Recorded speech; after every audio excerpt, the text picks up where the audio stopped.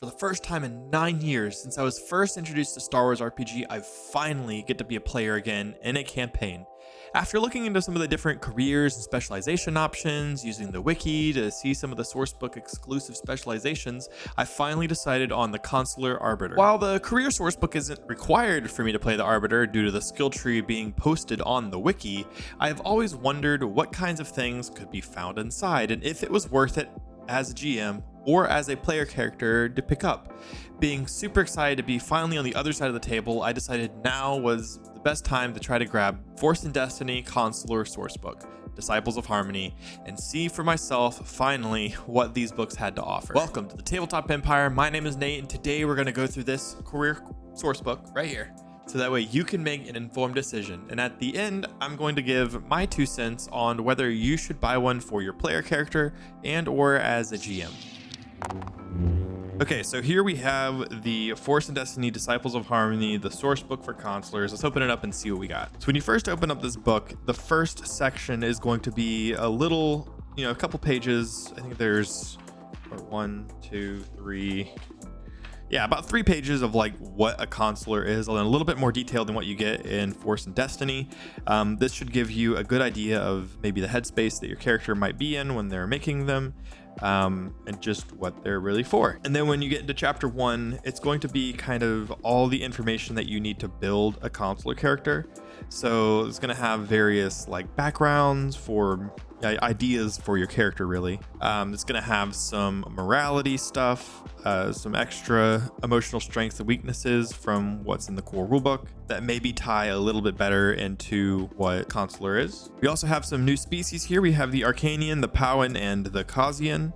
Kazian? I don't know. It's the turtle looking dude from Clone Wars. 2 of these are going to be intellect focused. 1 is willpower focused. Those kind of seem to be the best stats for consulars specifically, though you're not necessarily tied to needing to have those stats if you wanted to go with a different species with this career. But I think it's safe to say no matter which career sourcebook you get, it's going to give you a couple species that are good for that career. I mean, that just makes sense. The next part is going to have 3 new specializations within this career. So for consular, we have the Arbiter, which is what my character that I'm playing right now is.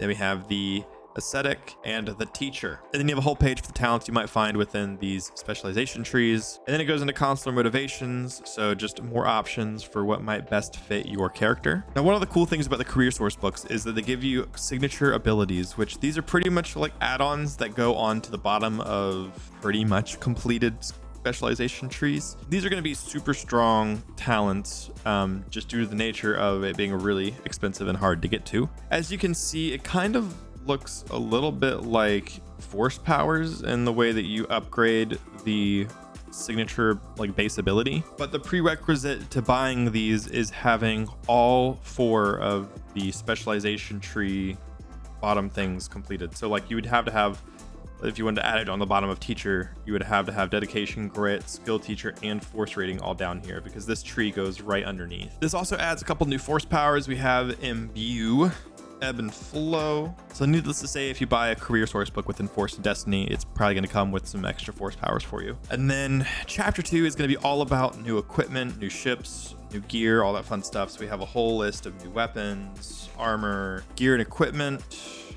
weapon attachments, lightsaber crystals. We got some new droids in here, new vehicles, everything ranging from speeders to freighters to capital ships. And then chapter 3 is going to be kind of, from what I can tell, more of the GM side of things. So like how to implement a consular well into your campaign story. However, there is some stuff in here that I think is useful for the player character as well. So for example, this goes into mentors, and with consulars being a little bit more of like a knowledge focused career, having, a teacher or guiding voice is or can be an important part of your character. So this kind of gives you all the information that you would need on maybe how to implement a mentor into your campaign or even backstory. This mentor section goes into a lot of detail for like styles of mentors, like mentor complications. It even has like some pre-made mentor NPCs, as well as it gives a bunch of details for like how to use mentors. After the mentor section, there's this knowledge is power section, which from what I can tell is kind of, again, kind of more for the PC side of things, though I think is also useful probably for GMs as well. And it kind of gets into like approaches for knowledge checks and kind of how to better implement them, which, you know, as a player character, you can initiate knowledge checks in this way, but as a GM as well, you can kind of give suggestions for these knowledge checks. And then this section I find is a little bit more for the GM, which is like consular characters in the party and like what that might look like for the larger story as a whole. And it actually has one for all 6 consular specializations. And then it goes into specific encounters and adventures for having a consular that maybe focuses on them for like an arc of the campaign. I haven't read too much into this one just because I'm going to give it to my GM and let him surprise me. And then there's more information for GMs for how to implement consulars into your campaigns, and that is everything in the book. So I'm gonna go ahead and give my 2 cents here. Now, if you guys are enjoying this video and you found it helpful so far, please do me a favor and blast that like button. It's free, it's really quick, it takes like 0.2 seconds, and it really helps out the channel. As well as if you want to see more Star Wars RPG content, consider subscribing. So who is this for? I think it has a lot of good information for everybody. I created my character before having the source book, and so there's kind of things about the character that I've given my character direction using information for this. So like, she doesn't start out as a knowledge-based character. However, as the story is progressing and discovers the Force sensitivity, you know, becoming more of a knowledge-based character. And so if I'm imagining like dedication and stuff going into intelligence. However, there's a lot of really helpful stuff in here that I think would have been really helpful at the start when I first made my character. That said, I've been really enjoying like diving into this and kind of giving me more direction with my character that I maybe didn't have before. I can also see it has a lot of really good information from a GM's perspective. Honestly, it might even be more helpful for GMs than player characters. Like I still think this is really, really helpful for player characters, but I think there's just maybe a little bit more for GMs. Like you have more gear options, more ship options, as well as all that information for how to implement your PCs into the story, you know, just a little bit better. So these books come in at about $33 US, at least here in the United States. I think it could be a lot for a GM to try to spend $33 times however many players he has, specifically to like have one of these for every single one of his characters. But I definitely think it's worth it to maybe have it in your, like if you're trying to build up your Star Wars RPG collection, it could be really helpful. And then if your player wants to play a consular, you can be like, haha, have I got the book for you here? Create a better character, like do stuff with your character. It's going to be neat.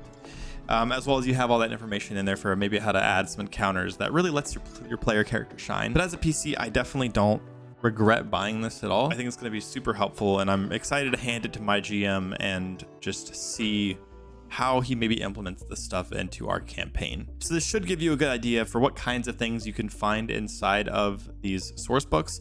So whether you want to maybe get like notice integrations if it ever comes back in stock, or if you wanted to play like a Sentinel Force sensitive character, or maybe a Guardian or something, like you have a general idea of the things that you can find inside of here. And that's kind of the main goal of this video, and one of the things that I had often wondered, like what really do I get out of these books? So if you guys found this helpful, if you found it informative, please do me a favor, blast that like button down below, hit subscribe. We have some fun Star Wars RPG stuff on the way. Help me hit 5,000 subscribers by the end of the year, please. It's my goal. It was my yearly goal, and I'm so close. We're like 100 subscribers off as of the time of me filming this. Keep an eye out for Dark Underworld. It's our actual play campaign that starts in January. Very tired at the moment, doing lots of planning, very busy to get that started and do good things with it. And I hope you enjoyed and are there to see it. If you have any questions though at all about this video, about the source book, feel free to drop them down below. I do my best to reply to every single comment. And to all the Patreon subscribers, thank you so much for your support. It really means a lot, and it's super helpful. And I don't know if the actual play in January would have actually started without y'all. So huge thanks your way. And if you're just watching and you're not a Patreon supporter, go check it out. It really makes a difference. If you want to be able to help this channel grow and to do better and cooler things, that's kind of the way that you can best help. But thank you to everybody for watching. I will see you guys in the next video. Until then, and as always, may the Force be with you.